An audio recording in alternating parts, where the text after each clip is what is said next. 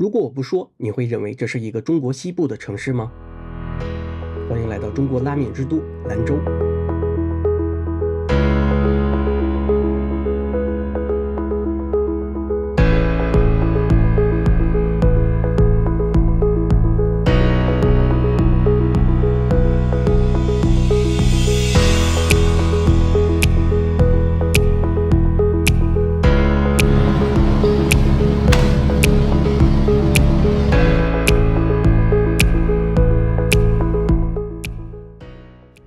这是兰州2023年的第二场雪，我也比以往去任何城市到达的都晚了一些。停靠在兰州市中心的公共汽车留下了在风中瑟瑟发抖、差点饿晕的我。就这样拖着行李，随便找了一家离我最近的拉面馆，进去点了一碗拉面。出乎意料的是，这碗拉面的味道非常棒。本想再来一碗，只不过此时已经快凌晨2点，便订了酒店，先去休息了。第二天休整好的我，正准备下午按照原计划去甘肃玉门时，不由得回味起昨晚的牛肉面。太好吃了，尤其是拉面汤，味道醇厚，滋味浓郁。虽然有很多辣椒，不仅不辣，反而增香许多，让汤的味道更丰富了。而来自面食之乡的我，从小就是面食爱好者，吃过的面食何其多。就说拉面，不说1000碗，也有2000碗呢。没想到这次竟然被一碗普通的拉面征服。我突发奇想，为什么不拍摄记录一下这美味的牛肉面是如何制作出来的呢？抱着侥幸的心理，联系了牛肉面餐厅的老板，表达了一下我的好奇之心，以及想要拍摄拉面制作过程的想法。令我意外的是，还没有来得及表明身份，餐厅老板就直接答应了我这件事。当时我就懵了，兰州人民都这么爽快的吗？等我见到餐厅经理，表明来意，顿时也明白了为什么餐厅老板会答应我的原因。他们竟然以为我是来拍摄探店视频的美食博主，这个误会可就大了。我连探店视频都没有看过几个，怎么可能会拍摄探店视频呢？没事，咱们假装啥也不知道，既来之则安之。按照原定计划，先把牛肉面的制作过程拍了再说。于是便有了下面这段视频。南方吃米，北方吃面，自古以来就是中国的饮食习惯。而在北方不同的地区，也有多种类型的面食。河南烩面、山西刀削面、北京炸酱面、山西臊子面，而甘肃则是拉面。但是在兰州，大家更愿意叫牛肉面。每天早上，很多人都习惯来一碗热气腾腾的牛肉面，所以仅仅是在兰州市区叫得上名字的拉面店就有150多家。一家拉面店能在竞争如此激烈的环境中生存，除了牛肉面的味道和用户口碑，其他的都略显苍白。不同于小型外卖店的预制菜模式，也不同于大型连锁餐厅的中央厨房模式，这里的拉面店所需要的食材几乎都要自己准备。就拿做出一碗牛肉面来说，要切好白萝卜、蒜苗，炸好辣椒油，和好面，在客人即将到来的时候再醒好面，当然还要提前把牛肉卤好，再切成片。最后就是牛肉面的灵魂——熬制牛骨汤。等到每天吃饭的时间点，客人来到餐厅，从醒面、拉面、煮面、浇汤，放上油泼辣子和牛肉，以及一把蒜苗，整个流程井然有序。几分钟的时间，一碗好吃的牛肉面就可以端上桌了。如果你在兰州问出租车司机哪家牛肉面好吃，我相信他一定会告诉你，随便进一家味道都不会差。这就是兰州牛肉面的自信。有意思的是，在拍摄过程中，拉面师傅不仅给我展示了多种面条形状的拉面，还给我普及了一下拉面的起源和兰州牛肉面的发展史。这回真是长见识了。昨天我在吃你们拉面的时候，我觉得这个拉面汤特别好喝。您这个拉面汤是有什么秘制的调料吗？我们这个汤呢，现在主要有两种，一个呢是我们的原汤，所谓的原汤呢，就是我们用这个新鲜的牛棒骨熬制成的这个牛骨汤也叫原汤。第二种就是我们的这个成品汤，成品汤呢，它主要就是以这个牛骨汤为基础，然后配合我们的23种这个香料磨成的这个秘制调料粉那么做出来之后就是我们的这个成品牛肉汤，也就是您昨天喝到的这个牛肉面的汤。因为我自己其实是不太能吃辣椒，但是昨天我忘了跟这个做拉面的小哥说了，结果拉面那个小哥咚给我舀了好几勺辣椒，但是我吃的时候没有感觉到特别辣。我们的这个辣椒呢，主要是采用一个新疆的一个甜板椒，还有咱们甘肃的这个特有的一个干骨辣椒，还有搭配几种就是咱们四川等地的一些其他的它就主要的一个作用是提香那么这个辣椒呢，它特点就是香而不辣，就是你看起来颜色特别红啊，可能感觉是很辣，其实呢它是不辣的啊，它主要以提香为作用。昨天我叫的那份面，实际上是一份那个17块钱的那个套餐，对，它好像是带了一碟那个牛肉，泡了汤的时候，我觉得吃的时候特别软。这个牛肉是卤牛肉是怎么做的呢？我们的这个酱牛肉呢，它跟这个传统的这个煮的牛肉是不同的啊。我们呢，首先将这个牛肉在这个清水锅里面，或者说是我们的骨汤锅里面煮到40%熟的时候，我们然后把它捞到我们这个秘制的酱汤锅里面，然后煮酱3个小时。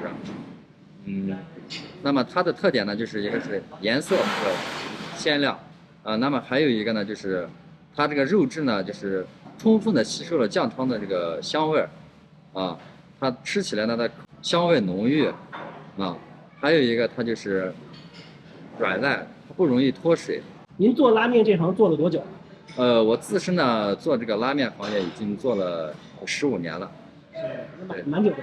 您多大的时候开始出来做？我16岁的时候就开始踏入这个行业，把我的整个青春就献给牛肉面行业了。何师傅，您去外省吃过其他家的拉面吗？比如我在这个北京、上海、广州，像咱们关中地区的这个陕西、山西这一块呢，我都去尝过很多家的这个兰州拉面，他们叫兰州拉面，不叫兰州牛肉面。那么我觉得它跟我们的这个牛肉面的最大的区别就是，他们注重于一个拉面的过程。说白了，我感觉他们的卖点就是一个拉面的手艺。那么我们做牛肉面呢，就是以这个牛肉面的，就是汤面相结合的一个成品。那么我们更注重于就是汤的口感咱们的辣椒油，还有咱们面的一个劲道。那么就是说，我们把牛肉面的灵魂做出来了。那么外地的兰州拉面呢，就是以这个拉面的这个手艺为主。那您觉得这个兰州牛肉面跟日本拉面有什么区别呢？兰州拉面跟这个日本的这个拉面呢，最大的区别于，我觉得就是一个味型上他们的拉面呢，其实都是大同小异，都是一样的。那最大的区别就是这个咱们的一个味型和这个原材料的区别。何师傅，我看兰州有非常多的这种兰州牛肉面，为什么会有大家这么爱吃这个兰州牛肉面呢？第一点呢，就是咱们这个兰州牛肉面呢，它是一个兰州的本地特色。再一个呢，咱们这边地处就是中国的这个西北，那么西北地区呢，它这个对这个面食的，它就是消耗的这个热量比较多，所以呢，面食里内含的这个热量比较高。那么，我们这边就是西北人呢，整体都是比较喜欢吃面的。再一个呢，咱们这个牛肉面呢，它是起源于这个咱们中国的河南省。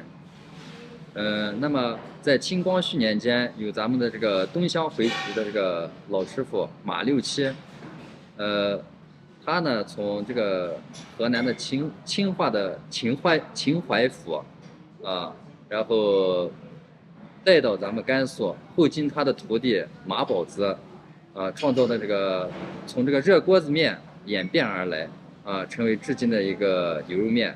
那么今天的牛肉面已经遍布全国，每年的营业额可以达到120亿元。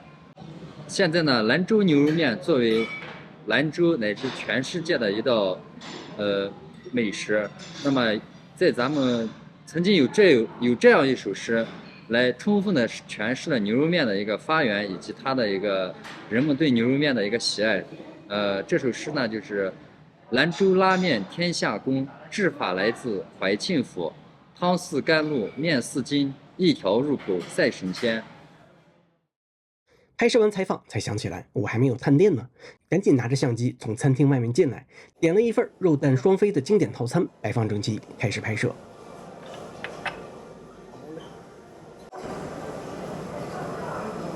你们这样拍，经常这样拍是吧？这样拍效果高一点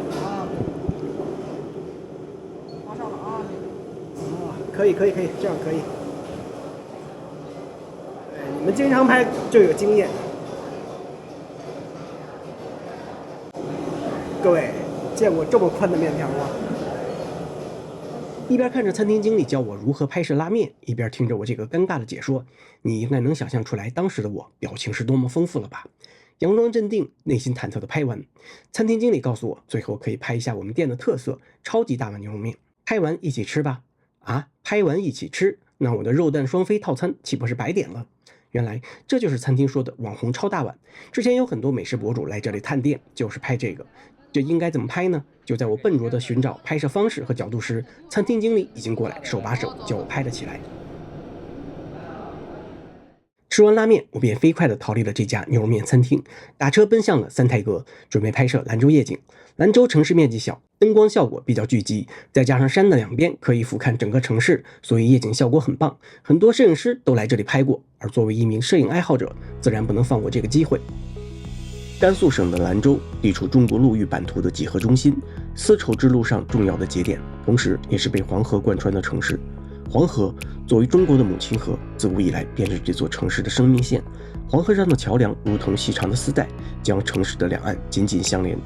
走在这些桥上，可以感受到一种特别的情感，既有对古老母亲河的敬畏，也有对这座现代都市的自豪。其中中山桥又名铁桥，以其百年历史和独特的欧式建筑风格，成为了黄河上一个标志性建筑，见证了兰州从古至今的变迁。夜幕降临时，中山桥灯火辉煌，与两岸的灯光交相辉映，勾勒出一幅动人的画面，吸引着无数游客驻足欣赏。而随着城市的发展，兰州新建了多座现代化的大桥，比如小西湖黄河大桥，它们以各自独特的设计和结构，成为连接兰州南北两岸的重要节点。这些桥梁不仅极大地缩短了城市的交通距离，更为兰州增添了几分现代都市的风采。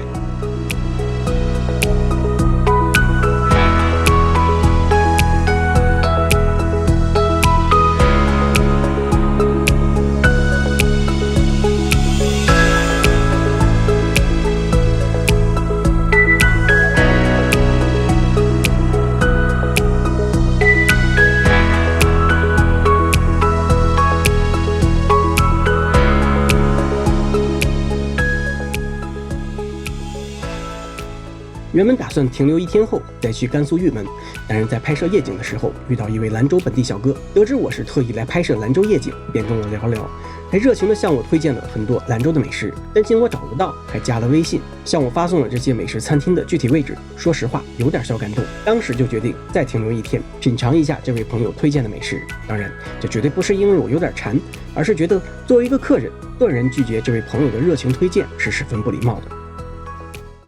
我临时住的地方在兰州的西湖老街，有很多手抓羊肉的餐厅。兰州的出租车师傅说，兰州最会做手抓羊肉的都是回族人，他们做的羊肉特别好吃。我便找了离我最近的一家，简单吃了点，味道不错，几乎没有膻味。吃完饭就准备在巷子里溜达溜达，小巷子里烟火气十足。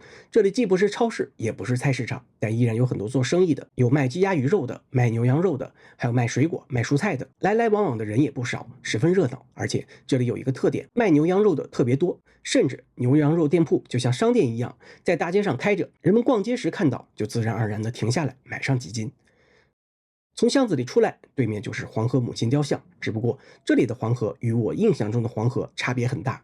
作为在黄河边长大的人，一辈子都没有见过这么清澈的黄河，以至于我觉得这似乎是另一个多重宇宙中的黄河。查了下资料才搞明白，原来黄河水在冬天之所以是清澈的，主要原因在于冬季气温低，黄土冻结，降水量减少，泥沙进入河道变少，所以在这里能看到河里的鹅卵石，水流也不再是咆哮的状态，而变得安静起来。除了野鸭可以在河面上轻松惬意的游来游去，也有人在河边快乐地捡起了石头。到了下午，按照那位朋友的推荐去吃烤肉。据说这家店开了很多年，味道一直很好。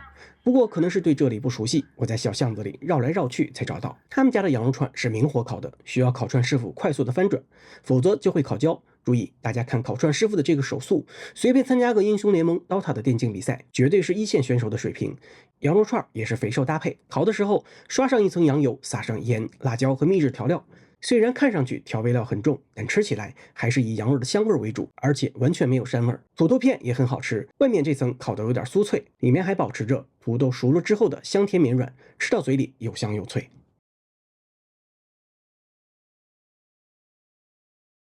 除了这家烤肉店，那位朋友还推荐了另外一家餐厅，再回收小吃店，汇聚了兰州各种小吃。麻辣3样是啥呢？土豆片、豆皮、宽粉。啊，那算了，来个那个什么高胆酿皮。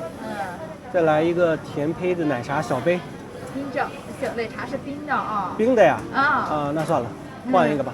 灰豆的有吗？灰都有。给我来一个。